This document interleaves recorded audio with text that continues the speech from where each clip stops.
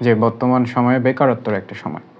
বিগত কয়েক বছর ধরেই আমরা দেখতে পাচ্ছি বেকারত্বটা এত পরিমাণে হারে বেড়ে যাচ্ছে দিন, যে আমরা আসলেই আ বাংলাদেশের মানুষ বলেন বা পৃথিবীর যেকোনো দেশে, যে দেশে বেকারত্ব ঘোচে না, যে দেশে মানুষ কাজ করতে পারে না বিভিন্ন ধরনের, সে দেশের মানুষের অর্থনৈতিক অবকাঠামো কখনোই ভালোর দিকে যায় না। এর একটা কারণ ঘরে সবাই যদি চাকরি-বাকরি, কাজ-কাম না করে তাহলে কখনোই তারা সচ্ছল হতে পারে না এবং দেশের জন্য সেটা ভালো কোনো ইঙ্গিত বহন করে না।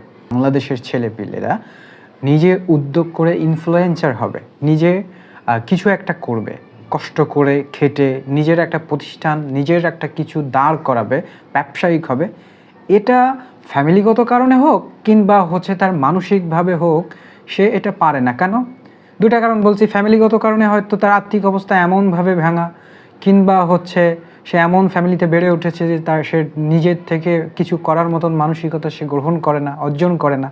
মানসিক দিক থেকে কেন বললাম? কারণ তার ভিতরে হয়তো সেই মোটিভেশনটা নাই যে নিজে কিছু করব, ব্যবসা করব, ইনফ্লুয়েন্সার হব, কিছু করে দেখিয়ে দেব, এই ধরনের মেন্টালিটি তার ভিতরে নাই।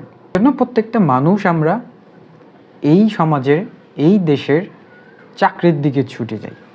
যে কোথায় একটা চাকরি আছে, চাকরি পেলে মোটামুটি অফিসে যাব, করে খাবো, ফ্যামিলিকে ভালো রাখবো, চলবে, এটাই মোটামুটি, এটাই আমরা চাই। আমাদের সমাজের এখন এইটা হচ্ছে চাহিদা। কিন্তু সমস্যার ব্যাপার এখানেই যে চাকরি কোথায় পাই? চাকরি পাওয়াটা এতটা সহজ ব্যাপার নয়, খুবই কঠিন। এই মুহূর্তে বেকার এত